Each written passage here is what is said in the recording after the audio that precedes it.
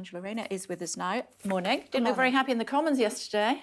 No, it's astonishing that the Prime Minister thinks he could just say, I'm sorry, I'm sorry, I'm sorry, and get away with breaking his own laws. It's astounding. I never thought we'd be in a position like this. And, you know, it's incredible that he heard that testimony from Keir Starmer when he talked about the constituent who had lost their loved one and wasn't able to be there.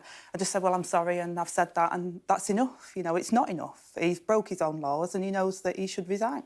We've seen pictures of your own boss, though, breaking laws in Durham. We've seen the photograph of him, you know, inside, having a sandwich and a beer. Well, let's be clear, Keir Starmer didn't break COVID rules. He hasn't been investigated by the police. Beer in his hand, though, inside. He did not break any of the COVID rules. He has not been investigated by the police, and this is complete distraction when the Prime Minister knows full well he was partying many times in Downing Street when he was telling the nation every single day that they had to do their bit for the public. So this is pure distraction. He knows that that's not the case with Keir Starmer, and he knows what he's done is wrong. That's why he doesn't want the vote to go through tomorrow, because if that vote goes through tomorrow, then he knows that committee, which is majority Conservative made up, if that committee finds that he did mislead Parliament knowingly, that he has to resign. Led by a Labour politician, though, and Jacob Rees-Mogg. Sure, but the definition of that committee is made up of Conservatives as well, which is a Conservative majority. I wanted to put to you what Jacob Rees-Mogg said, which was basically he was suggesting it wouldn't be impartial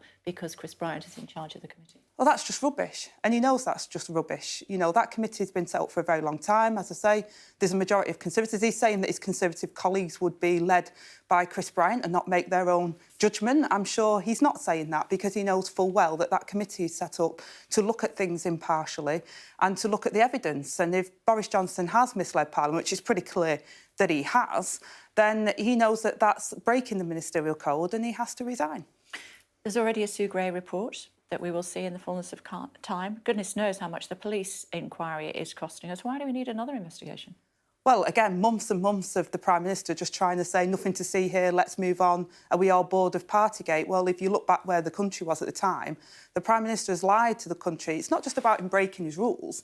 He broke his rules and then tried to get away with it and lied to Parliament and lied to the British public. You know, he accepted other people's resignation for even less than what the Prime Minister has been found guilty of with his fixed penalty notice. He lied to Parliament, though, can you? Because you don't know what was in his head, so you don't know whether he knew or not. Well, why is he avoiding the scrutiny of that committee with the evidence that they will have the evidence? Investigation's going on, so they will be able to have the evidence, and that committee will be very clear on whether or not he did mislead Parliament. It's pretty clear he did mislead Parliament.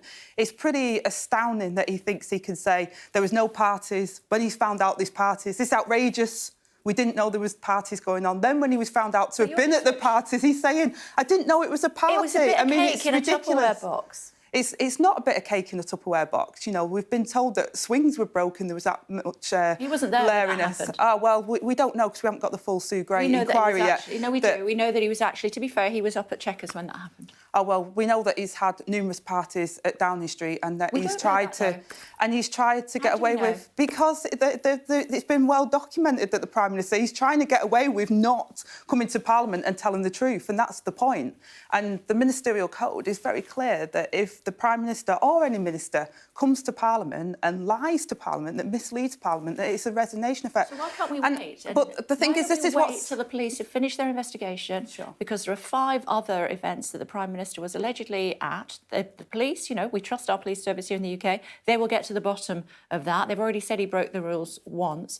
And we've also got the Sue Gray report. Why do we need another report? And B, why can't we just wait until that conclusion comes? Because we've had months and months of the Prime Minister trying to mislead. What's wrong with waiting a bit longer? Because we need a Prime Minister that people have trust and confidence in. It's a red line. If the Prime Minister of this country believes that they can break the ministerial code, lie to the British public and get away with it, then quite frankly, all bets are off for our rules and our democratic process. So it's a problem for all of us, including decades of going forward, where ministers from now on will think, we don't need to apply the ministerial code, because quite frankly, the rules don't apply to us. We can break the law and it doesn't matter. But the British people are not stupid, and there is a local elections for most of the country coming up very soon.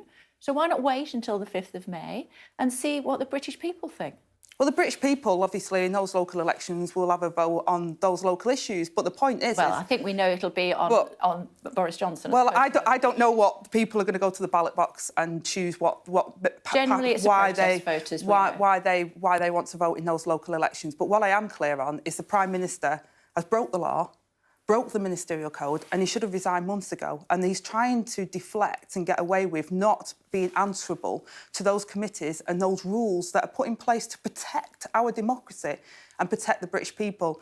And this Prime Minister thinks the rules don't apply to him. That is reckless and dangerous. I've raised this again when he disregarded the information from the Parliamentary Committee on appointments to the Lords, from the Secret Service that gave him advice and he just disregarded it. This is a pattern of behaviour from a Prime Minister who thinks the rules don't apply to him.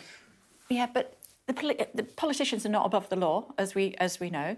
The police are investigating. Why do we need politicians to investigate if the police are already doing it? Because they know the law better than you guys. Sure, and the Prime Minister has already been found that he's broke the law. He should have resigned months ago. We didn't need a police investigation. The Prime Minister knew where he was. He knew he was at the party. It's ridiculous for him to say, I didn't know I was at a party.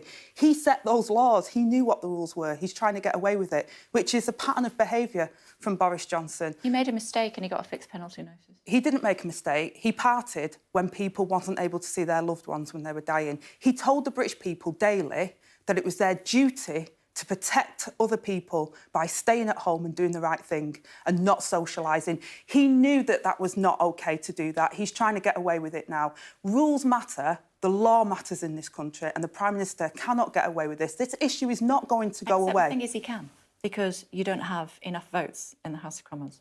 Well, we will continue to push because there are important issues. We've been raising the issues around the cost of living.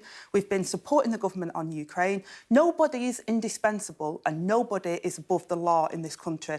And this Prime Minister needs to recognise that. His MPs need to reinforce that because if they don't, they undermine our democracy. It's not just about Boris Johnson. It's about going forward.